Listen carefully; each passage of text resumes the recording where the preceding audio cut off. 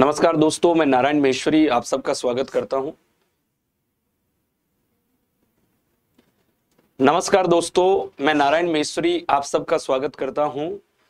और अब हम जो है कल की सीरीज को आगे बढ़ाते हैं। और कल की सीरीज को हमने जो है अमर्त्य सेन तक बात की थी कि यानी कि अर्थशास्त्र में जो पहला नोबेल मिलता है, जिस भारतीय को मिलता है, वो हम अमर्त्य सेन के बारे में बात कर रहे थे।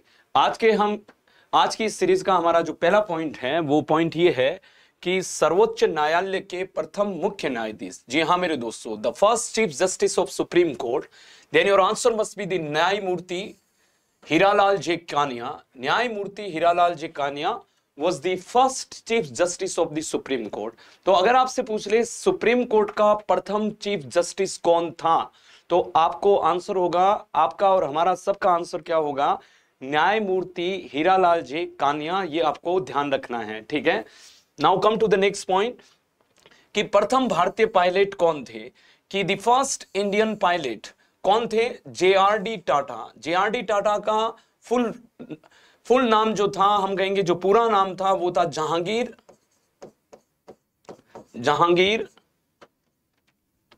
रतन जी दादा भाई टाटा। ये जो थे, यानी कि हम कहेंगे ये भारत के पहले पायलट थे। और JRD टाटा आप सब जानते हो, टाटा एयरलाइंस के नाम से पहली बार इन्होंने जो है अपनी एक कंपनी खोली।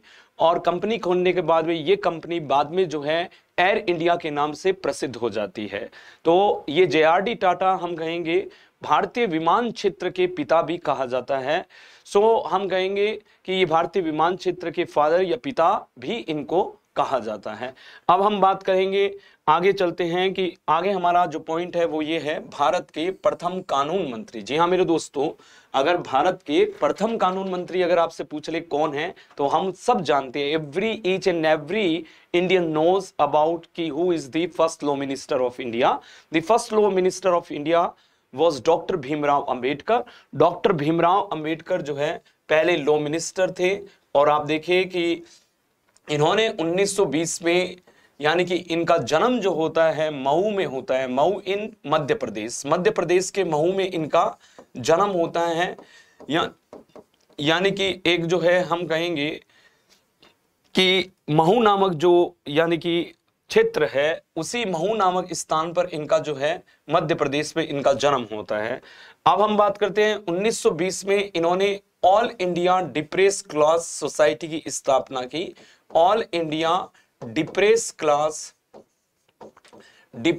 क्लास सोसाइटी की स्थापना की। फिर इन्होंने 1924 में, जी हाँ मेरे दोस्तों, 1924 में इन्होंने बहिष्कृत सभा का गठन किया। ठीक है, बहिष्कृत सभा का गठन किया। आगे देखोगे तो इन्होंने बहिष्कृत नामक जो है, यानी कि बहिष्कृत नामक एक पत्रिका का भी प्रकाशन किया, नामक पत्रिका का भी प्रकाशन करते हैं। और आप जैसे जानते हो कि संविधान के प्रारूप समिति के ये क्या होते हैं, अध्यक्ष होते हैं। तो प्रारूप समिति के क्या होते हैं, ये अध्यक्ष होते हैं। और इसलिए इनको फादर ऑफ इंडियन कॉन्स्टिट्यूशन कहा जाता है। अंबेडकर को क्या कहा जाता है, फादर ऑफ इंडियन कॉन्स्टिट्यूशन। सो भारतीय संविधान का पिता कहा जाता है, इंडियन कॉन्स्टिट्यूशन, भारतीय संविधान के पिता कहा जाता है, ठीक है। अब जैसे फॉर एग्जांपल भगवान बुद्ध और जो है हम कहेंगे उनका जो है यानी कि धर्म, इनकी एक किताब है भगवान बुद्ध और उनका धर्म। तो डॉक्टर भीमराव अंबेडकर की एक किताब है, क्या किताब का नाम क्या है, भगवान बुद्ध और उनका धर्म। भगवान बुद्ध तथा उनका धर्म, ये इनकी एक किताब है, बड़ी फेमस किताब है। और स्पेशली आप सब जानते हो कि जीवन के अंतिम समय में इन्होंने बौद्ध धर्म को भी अपना लिया था।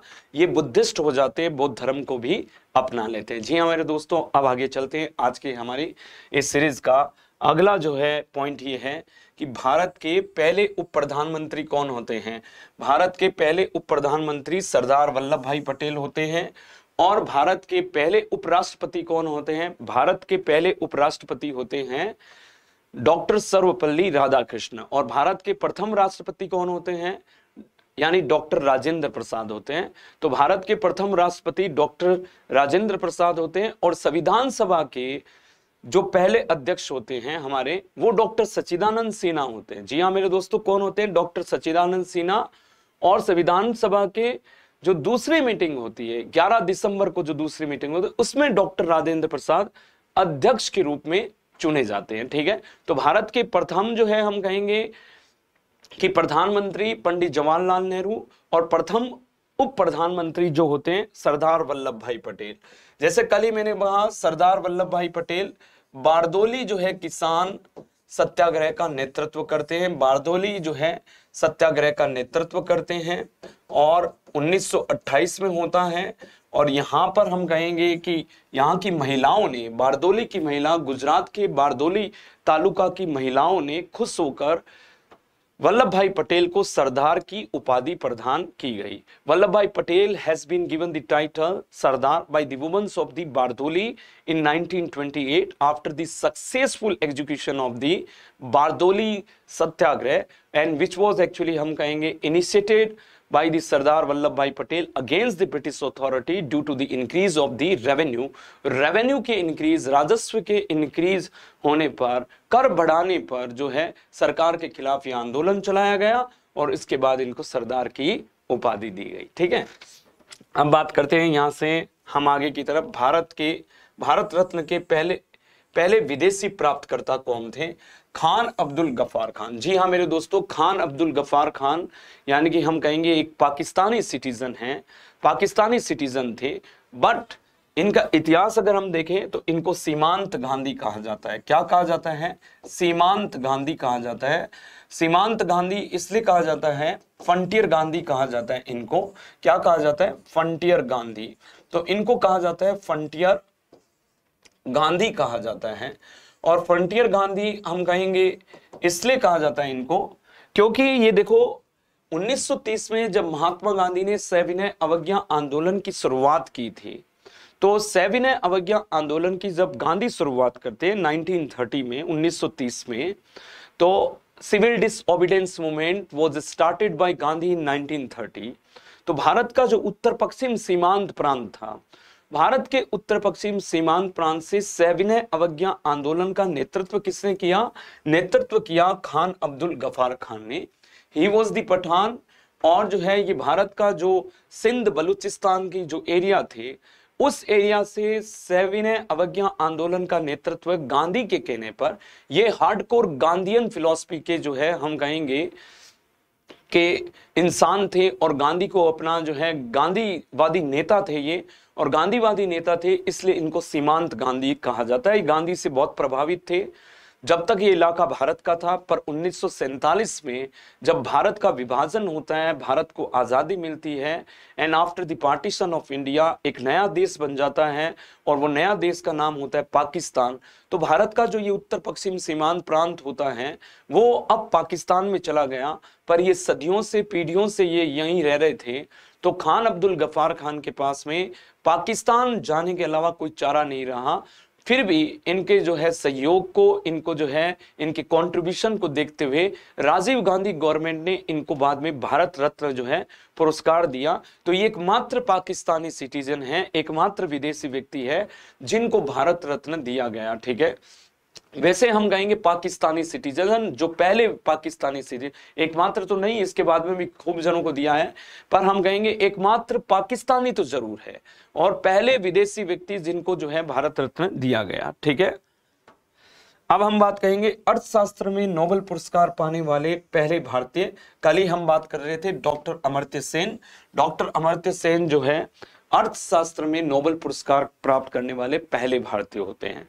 ठीक है, so was the first Indian recipient of Nobel Prize in Economics। और डॉक्टर अमर्त्य सेन आप जानते हो 2012 में जब नालंदा विश्वविद्यालय को वापस जो है इसका पुनरुत्थान किया जाता है। देखिए कि नालंदा विश्वविद्यालय जो था वो किसने बनाया था? नालंदा विश्वविद्यालय जो है कुमार गुप्त ने बनाया था। ठीक है, यानी कि कुमार गुप्त जो होता है वो हम कहेंगे चंद्रगुप्त द्वितीय का बेटा जो होता है कुमार गुप्त।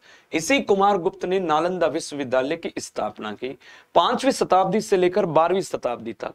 नालंदा विश्वविद्यालय जो है हम कहेंगे शिक्षा का एक बहुत बड़ा केंद्र था। नालंदा विश्वविद्यालय वॉज दी हम कहेंगे रेप्यूटेड लर्निंग सेंटर, ठीक है, एक रेप्यूटेड लर्निंग सेंटर था। देश विदेश से लोग यहाँ पढ़ने आते थे। पर हम कहेंगे 1198 में जब 1198 ईस्वी में कुतुबुद्दीन ऐबक का जो यानी कि कमांडर इन चीफ होता है, सेनापति होता है बख्तियार खिलजी, इसी कुतुबुद्दीन ऐबक के commander in chief Bakhtiyar Khilji ने नालंदा विश्वविद्यालय को नष्ट कर दिया और जो है विक्रमशिला विश्वविद्यालय को भी नष्ट कर देता है। तो इस पूरे विश्वविद्यालय को क्या कर देता है, नष्ट कर देता है। फिर भारत सरकार ने 2012 में नालंदा विश्वविद्यालय का पुनरुत्थान किया और 2014 में इसमें अध्यापन का कार्य शुरू किया गया। यानी कि 2014 में इसमें स्टडीज जो है वापस चालू होती है और इस स्टडीज के लिए या इस विश्वविद्यालय का जो पहला चांसलर नियुक्त किया जाता है वो अमर्त्य सेन को नियुक्त किया जाता है। तो 2014 में जब नालंदा विश्वविद्यालय वापस जो है अध्यापन के कार्य में लगा तो हम कहेंगे कि he was appointed the first chancellor. But 2015 में इन्होंने अपना नाम वापस विड्रॉल कर लिया। तो 2014 में नालंदा विश्वविद्यालय में आधुनिक तौर पर हम कह सकते हैं कि ये प्रथम चांसलर के रूप में नियुक्त होते हैं। ठीक है, ये बात आपको समझ में आ गई। आई होप कि आपको समझ में आ गई होगी। कार्यालय में मरने वाले भारत के पहले राष्ट्रपति, the first president of India to die in office, that is doctor Zakir Hussain. तो डॉक्टर जाकिर हुसैन कल भी बात कर चुके हैं इनके बारे में, मैंने आपको बता चुका हूं कि पहले राष्ट्रपति थे जो कि पद पर रहते हुए जिनकी मृत्यु हो जाती है और वो कौन होते हैं, doctor Zakir Hussain. I hope कि आप लोगों को ये बात सारी समझ में आ रही है। और अब हम आगे बढ़ते हैं इस सीरीज में हम आगे बढ़ते हैं कि रमन मैग्सेसे पुरस्कार जीतने वाले पहले भारतीय कौन थे। मैंने आपको बताया कल भी, आचार्य विनोबा भावे। आचार्य विनोबा भावे जो है यानी कि रमन मैग्सेसे पुरस्कार जीतने वाले पहले भारतीय थे।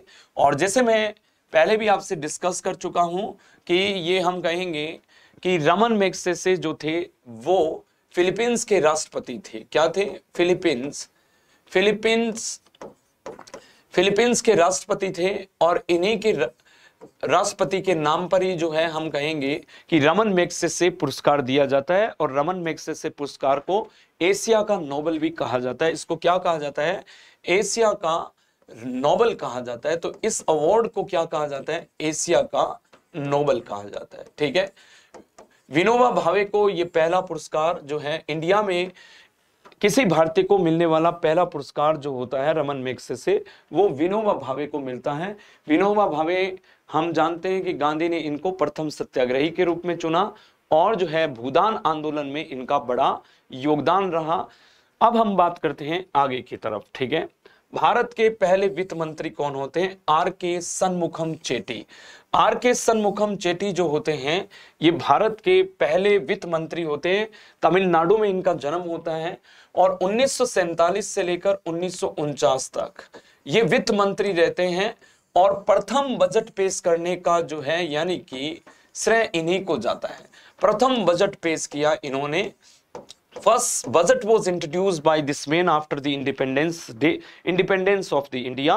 भारत की आजादी के बाद में प्रथम बजट इन्होंने पेश किया और 1947 से लेकर 1949 तक ये क्या रहते हैं, भारत के प्रथम वित्त मंत्री रहते हैं। तो पहले वित्त मंत्री आर के शनमुखम चेट्टी, आपको ध्यान रखना है। पहले लॉ मिनिस्टर आपको अभी हम बात करके आए डॉक्टर भीमराव अंबेडकर।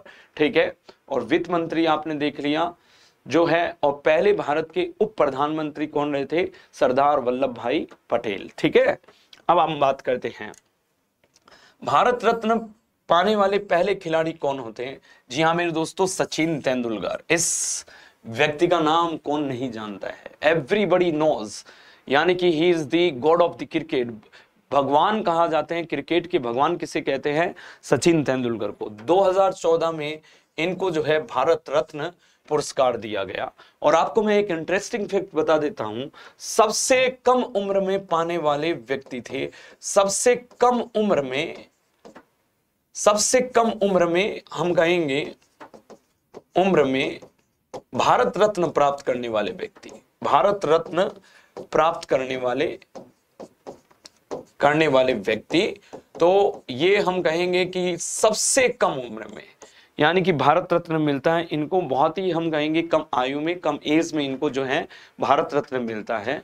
और जो है सचिन तेंदुलकर की एक किताब है प्लेइंग इट टू माई वे, इनकी एक किताब है प्लेइंग इट टू माई वे, ठीक है, ये इनकी एक प्रसिद्ध पुस्तक है सचिन तेंदुलकर की। तो तेंदुलकर की एक पुस्तक हम कहेंगे प्लेइंग इट टू माई वे, ये बहुत ही इंपॉर्टेंट किताब है, इन्होंने एक किताब लिखी है प्लेइंग इट टू माई वे, ठीक है। और 2014 में इनको जो है यानी कि सचिन तेंदुलकर को भारत रत्न दिया गया और सबसे कम उम्र में भारत रत्न प्राप्त करने वाले व्यक्ति है। Are you getting my point? Now come to the next point. जैसे फॉर एग्जाम्पल कि भारत के पहले मुख्य चुनाव आयुक्त, मैं पहले भी बता चुका हूं इस स्लाइड में आपको, सुकुमार सेन जो बाद में हम कहेंगे कि सूडान के भी चुनाव आयुक्त बनते हैं, सूडान के भी चुनाव आयुक्त बनते हैं सुकुमार सेन, ठीक है। अब हम बात करते हैं यहां से the first Indian to win Olympic gold in athletics, Neeraj Chopra ने 2021 में टोक्यो ओलंपिक में, ठीक है, टोक्यो ओलंपिक में इन्होंने जो है यानी कि स्वर्ण पदक जीता था। टोक्यो ओलंपिक में क्या जीता था? स्वर्ण पदक जीता था। और हम कहेंगे इतनी बड़ी प्रतिस्पर्धा में यानी कि स्वर्ण पदक जीतने वाला अभिनव बिंद्रा के बाद में ये दूसरा व्यक्ति होता है जो कि इतनी बड़ी प्रतियोगिता में स्वर्ण पदक जीता, शायद 87.58 मीटर, ठीक है, एक बार आप जरूर चेक करना, 87.58 मीटर इन्होंने भाला फेंका था। जेवेलियन थ्रो हम कहेंगे कि जेवेलियन थ्रो में इन्होंने थ्रो या भाला फेंक थ्रो यानी कि हम कहेंगे भाला फेंक में इन्होंने 87.58 मीटर तक का जो है भाला फेंका था, जेवलिन थ्रो बोलते हैं इसको। और इस जेवलिन थ्रो में इन्होंने जो है यानी कि ये कीर्तिमान जो स्थापित किया, ये हरियाणा के पानीपत जिले से हैं। तो हरियाणा के पानीपत जिले से नीरज चोपड़ा है और इन्होंने भारत का नाम जो है ऊपर किया, भारत का नाम जो है ये यानी कि हम कहेंगे दुनिया के देशों में जो है भारत का झंडा फहराया और भारत को गौरवान्वित किया। और जेवलिन थ्रो यानी कि भाला फेंक में इन्होंने 87.58 मीटर का भाला फेंका था और इसके लिए इनको स्वर्ण पदक मिला टोक्यो ओलंपिक में 2021 में, ठीक है दोस्तों। इससे पहले हम कहेंगे कि कोई बड़ी प्रतियोगिता में जिसको ओलंपिक यानी कि ओलंपिक जैसी जो है प्रतियोगिता में किसी को स्वर्ण पदक मिला तो वो था अभिनव बिंद्रा, ठीक है। अब हम बात करते हैं आगे कि सर्वोच्च न्यायालय के प्रथम मुख्य न्यायाधीश, अभी मैं आपको बता के आया हूं, न्यायमूर्ति हीरालाल जे कानिया। तो न्यायमूर्ति हीरालाल जी कानिया जो थे वो सर्वोच्च न्यायालय के प्रथम जो है यानी कि क्या होते हैं, न्यायाधीश होते हैं। अब हम आगे चलते हैं, आगे इस स्लाइड में हम देखो पहले chief of defence staff CDS जो बनते हैं जनरल बिपिन रावत होते हैं। तो जनरल बिपिन रावत जो होते हैं यानी कि first chief of defence staff होते हैं। तो ये पोस्ट अभी नई क्रिएट की गई थी और इस नई पोस्ट में हम कहेंगे कि सबसे पहले व्यक्ति जो चुने जाते हैं वो चुने जाते हैं जनरल बिपिन रावत। ये बहुत बार सवाल आने लग गया इन दिनों में, तो ये स्टार है। पहले चीफ ऑफ डिफेंस स्टाफ कौन होते हैं? जनरल बिपिन रावत। भारत के पहले लोकपाल जस्टिस, जी हाँ मेरे दोस्तों, पीसी घोष जो होते हैं, पीसी घोष जो है वो भारत के पहले लोकपाल जस्टिस है। देखो मोदी सरकार ने जो है हम कहेंगे कि जब अन्ना हजारे का आंदोलन हुआ 2013 में भ्रष्टाचार के खिलाफ में, तो लोकपाल विधेयक की मांग की गई थी, ठीक है। लोकपाल विधेयक 5.5 सालों से अटका हुआ था और मोदी सरकार ने जो है आते ही लोकपाल यानी कि हम कहेंगे कि समिति लोकपाल कमेटी बिठाई गई और लोकपाल जो है यानी कि हम कहेंगे कमेटी का गठन किया गया। सो लोकपाल कमेटी में देखिए कि अभी कौन कौन होते हैं। अध्यक्ष के अलावा 8 सदस्य होते हैं, अध्यक्ष के अलावा 8 सदस्य हैं और अध्यक्ष हम कहेंगे कि लोकपाल जस्टिस का जो अध्यक्ष होते हैं वो अभी अध्यक्ष कौन है, पीसी घोष है। तो भारत के पहले लोकपाल जस्टिस कौन है, पीसी घोष। इनको असिस्ट करने के लिए 8 सदस्य हैं। ये 8 सदस्य, 4 सदस्य हम कहेंगे कि इनमें से, यानी कि हम कहेंगे कि कानून से संबंधित व्यक्ति होते हैं, न्याय से संबंधित व्यक्ति होते हैं, और 4 सदस्य गैर कानून, यानी कि गैर कानून संबंधित व्यक्ति होते हैं, जिसमें से हम कहेंगे एसटी, एससी, ओबीसी और महिलाएं। इनमें से 4 सदस्य जो है अन्य पिछड़ा वर्ग और अनुसूचित जनजाति और हम कहेंगे महिलाओं से 4 सदस्य जो है लिए जाते हैं। 4 सदस्य जो कानून के एक्सपर्ट होते हैं वो लिए जाते हैं। तो ये 8 सदस्य और एक अध्यक्ष होता है। तो पहले लोकपाल जस्टिस जो है वो भारत में कौन बनते हैं, पीसी घोष बनते हैं, ठीक है। और आप समझिए कि लोकपाल जो है पहली बार जिस देश में लागू किया गया वो 1809 में स्वीडन ने जो है लोकपाल को लागू किया गया। स्वीडन में जो है, यानी कि स्वीडन ने लोकपाल को लागू किया और वहां पर लोकपाल को क्या बोला जाता है, ओम्बड्समैन बोला जाता है। ओम्बड्समैन बोला जाता है, ओम्बड्समैन। वहां पर लोकपाल को क्या बोला जाता है, ओम्बड्समैन बोला जाता है। और लगभग हम कहेंगे कि 139 देशों में, 139 देशों में आज ओम्बड्समैन है, लोकपाल है। लोकपाल हम कहेंगे कि सरकारी जो है, यानी कि, और हम कहेंगे जो अधिकारियों के खिलाफ जो है भ्रष्टाचार के मामले सुनता है, और वो व्यक्ति होता है लोकपाल, जो कि जनता को संरक्षण प्रदान करता है। और जो हम कहेंगे अधिकारियों के खिलाफ क्या सुनता है, भ्रष्टाचार की जो है शिकायतें सुनता है। आप देखिए भारत में लोकपाल में प्रधानमंत्री को भी जो शामिल किया गया, कुछ जो है यानी कि रियायतों के साथ में, कुछ छूट के साथ में और कुछ गाइडलाइंस के साथ में प्रधानमंत्री का कार्यालय भी लोकपाल के अंतर्गत आने लग गया आजकल, ठीक है।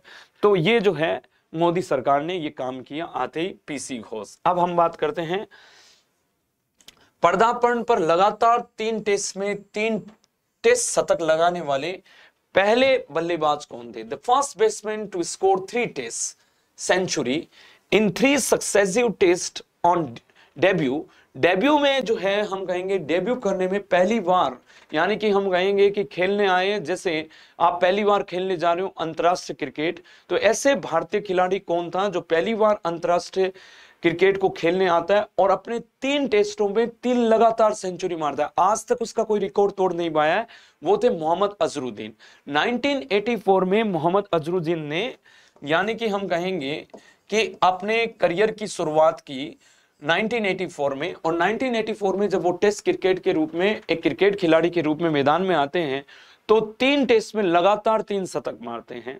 हालांकि हम कहेंगे 1991 में इनको जो है कप्तानी मिलती है। 1991 में ये भारत के कैप्टन बनते हैं और इन्होंने 99 जो है टेस्ट खेले, और ये टेस्ट 99 टेस्ट खेले, पर ये 100वां टेस्ट खेल नहीं पाए।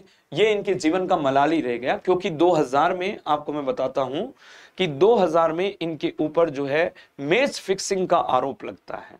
तो 2000 में जब इनके ऊपर मैच फिक्सिंग का आरोप लगा, सन 2000 में मैच फिक्सिंग का आरोप लगता है, और मैच फिक्सिंग का आरोप इनके साथी खिलाड़ियों ने इन पर आरोप लगाया, जैसे दक्षिण अफ्रीका का हंसी क्रोनिया ने इन पर मैच फिक्सिंग का आरोप लगाया। और हम कहेंगे एक इंडियन खिलाड़ी था मनोज प्रभाकर, इसने भी जो है इस अजहरुद्दीन पर जो है मैच फिक्सिंग का आरोप लगाया। तो कहने का मतलब है कि बीसीसीआई ने इनको आजीवन के लिए बैन कर दिया 2000 में। तो ये अपना जो है 100वां टेस्ट कभी खेल नहीं पाए। हालांकि इन्होंने बहुत लंबी लड़ाई लड़ी, और लंबी लड़ाई लड़ने के बाद में 2012 में इनके ऊपर से बैन हट गया, यानी कि इन्होंने कानूनी लड़ाई लड़ी और 2012 में इनके ऊपर से जो है ये बैन हट गया था। पर अब क्या हो, जब चिड़िया चुग गई खेत, अब समय निकल गया था कहाँ 2000 में, और 2012 में बैन हटा, इसके बाद तो सारी दुनिया ही चेंज हो जाती है। तो बैन तो इनके ऊपर हालांकि हटाने में जो है सफल रहे, पर कभी भी ये अपना 100वां टेस्ट खेल नहीं पाए। हालांकि इन्होंने 99 टेस्ट में भी शतक मारी, अपने अंतिम टेस्ट में भी इन्होंने शतक मारा। खैर एनीवेज, अब हम बात करते हैं एक दिवसीय अंतरराष्ट्रीय क्रिकेट मैच में दोहरा शतक बनाने वाले पहले बल्लेबाज कौन होते हैं?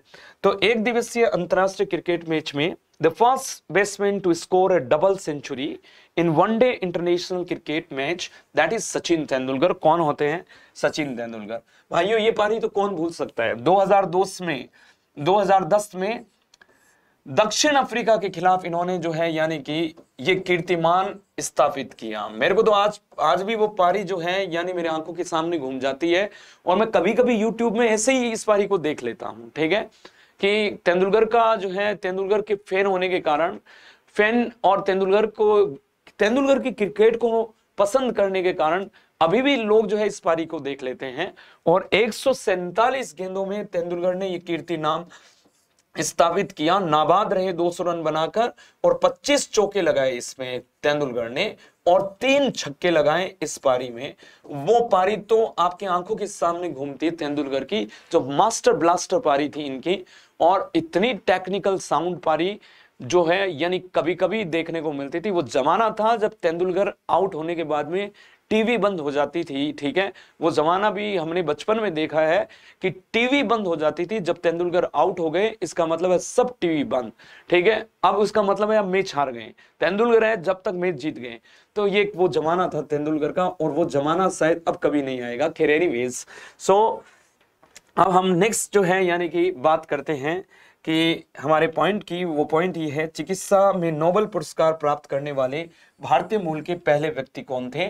तो हरगोविंद खुराना, मैंने आपको बताया था। मॉलिक्यूलर बायोलॉजी में इनको जो है यानी कि क्या मिलता है, चिकित्सा में नोबेल पुरस्कार मिलता है। देखो नोबेल जो है अल्फ्रेड नोबेल के नेतृत्व में, यानी कि हम कहेंगे अल्फ्रेड नोबेल ने यानी कि हम कहें नोबेल पुरस्कार को स्थापित किया। यानी कि इन्होंने अपनी सारी संपत्ति जो है पुरस्कार में जो है दान दे दी थी, पुरस्कार की इस संस्था को दान दे दी। और स्वीडन के ये जो है हम कहेंगे कि स्वीडन के कौन थे? अल्फ्रेड नोबेल थे, और इन्हीं के नाम पर ये पुरस्कार दिया जाता है। 5 क्षेत्रों में ये पहले पुरस्कार दिया जाता था। एक तो हम कहेंगे फिजिक्स में, एक केमिस्ट्री में, एक बायोलॉजी में, एक लिटरेचर में, और एक शांति का पुरस्कार दिया जाता था। बाद में हम कहेंगे कि नोबेल पुरस्कार में अर्थशास्त्र को भी जोड़ दिया गया, तो अर्थशास्त्र को भी नोबेल पुरस्कार में जोड़ दिया गया। आजकल हम कहेंगे 6 क्षेत्रों में नोबेल पुरस्कार दिया जाता है। बाकी की बात हम कल की क्लास में करेंगे। आज मैं आपसे विदा लेता हूं, टाटा बाय बाय एंड सी या। कल मिलेंगे, अपना ख्याल रखिए, हंसते रहिए, मुस्कुराते रहिए। Thank you so much.